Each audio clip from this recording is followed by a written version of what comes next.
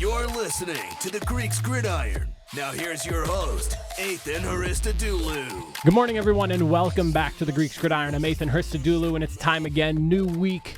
This time, Thursday night football matchup between the Washington Commanders and the Philadelphia Eagles to kick off week number 11 of the NFL. Divisional matchup, and this one has a lot on the line. The lead in the NFC East. There's some history within this game as well being made as it kicks off. Plenty to discuss. Fire away in that comment section down below. Who do you have tonight in this matchup here? What are you predicting for a score? Things you like, things that you don't like. What about the matchup has you concerned for one side or the other? And remember, hit the subscribe button.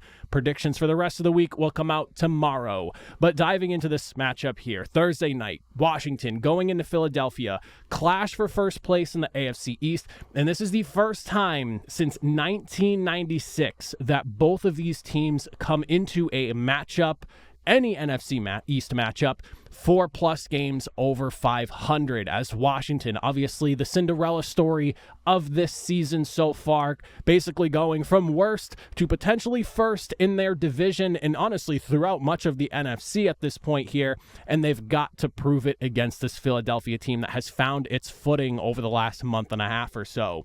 That being said, with these two teams, the matchup itself, both of them top 10 scoring offenses, very good teams finding ways to get into the end zone here. There's about a 3-point difference in terms of points per game scored between Washington and Philadelphia, with a slight edge to Washington. And as far as point differential goes, two of the top 5 teams in the NFL with a +73 for Washington and a +72 for Philadelphia. For the actual matchup itself, though, a few things that I'm keeping an eye on here, and a lot of it has to do with what goes on the ground and in the trenches in this one here. You look at Philadelphia, their bread and butter, running the football. They love to pound the rock. They went and got Saquon Barkley this past offseason, and it has paid out in dividends. They're second in team rushing yards per game, with Saquon Barkley himself being second in rushing yards per game throughout the league individually, fourth in yards per attempt behind only Lamar Jackson, Derrick Henry, and Jahmyr Gibbs. Not a bad group of guys to be behind, if you'd ask me.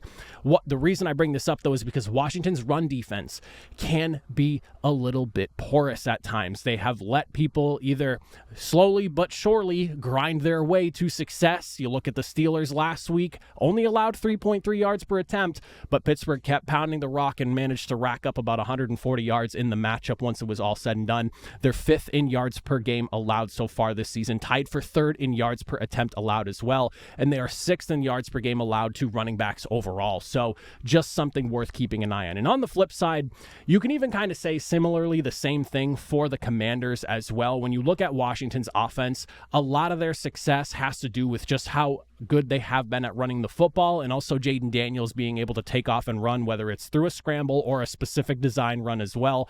All the talk around it being a quote-unquote college offense and what have you. It's found a ton of success this year in the NFL, and teams have really struggled to figure it out up until about last week. Pittsburgh was the first real defense that was able to come in there, give them some issues up front, and basically take it to what has been honestly beyond an offensive rookie of the year campaign, where Jaden Daniels was like borderline conversation of MVP at this point. So it was a great performance by Pittsburgh's defense, and I think Philadelphia needs to really take a look at what they did there.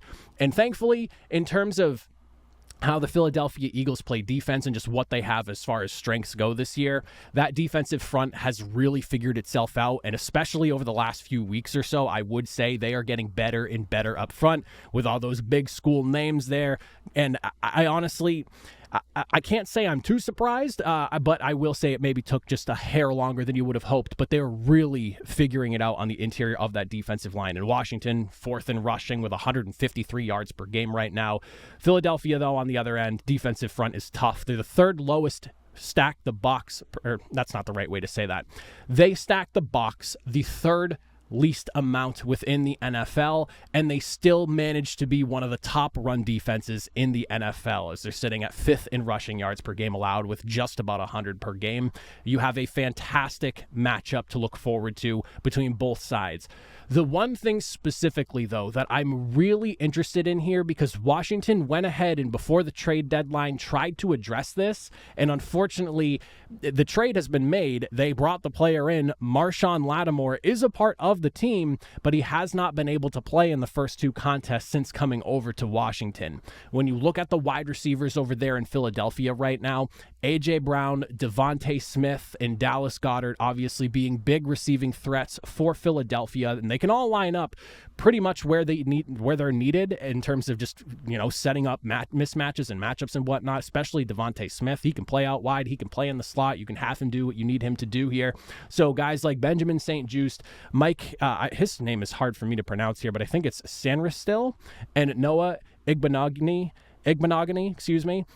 those guys are going to have their hands full in this matchup here. If Marshawn Lattimore was in this game, I would feel a lot better about how that secondary fares and matches up against this group, but that is definitely something worth keeping an eye on. And Philadelphia is not necessarily the pass-heavy team that you'd think, okay, we really got to worry about what they're doing through the air, but with some of the struggles in the secondary that Washington has had, and we have seen some good games from the defense in Washington, depending on the week. And we've also seen some poor games where they've let teams move a lot, especially through the air. This is definitely something worth keeping an eye on.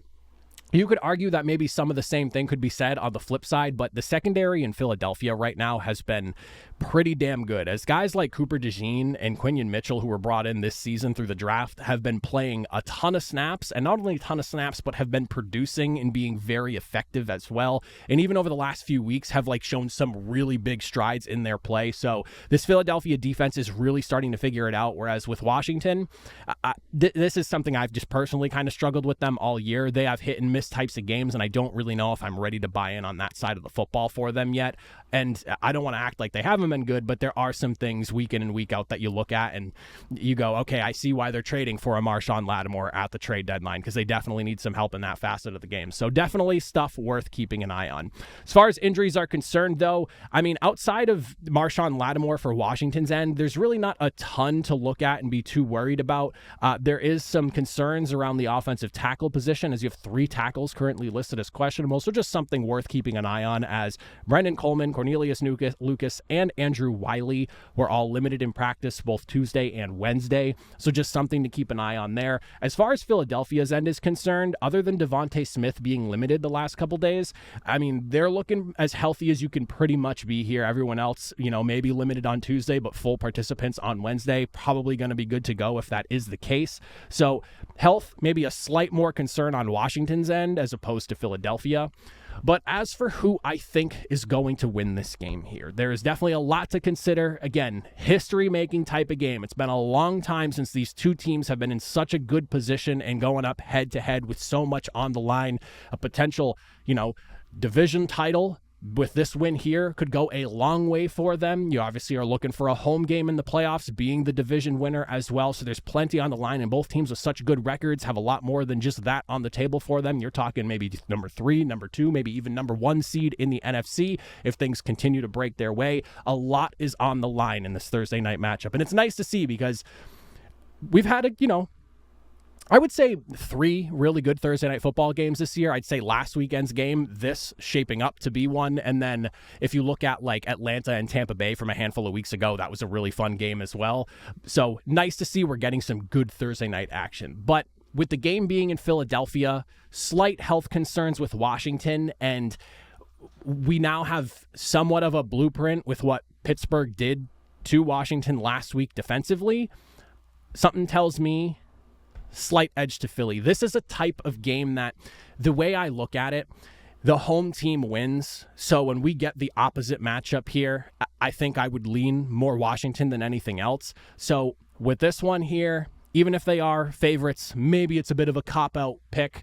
I think I like Philadelphia just a hair bit more here. They've got a little bit more firepower to work with right now. And again, that back end of the defense has me a little bit concerned over there in Washington, and that could end up being what kind of is the nail in the coffin for them. I think we're going to see a lot of running, some really tough football. Defenses will definitely show up, but I think I have a slight edge to Philadelphia for this game. And as for the final score, I'm thinking we're going to get another good contest here. I'm looking something along the lines of 28-24, a lot of fun, a lot of action, and maybe Philadelphia with the go-ahead score score because I don't think they're going to run away from Washington. I think this is a tight contest that can go either way, but I'm leaning home team with Philadelphia building a lot of momentum right now.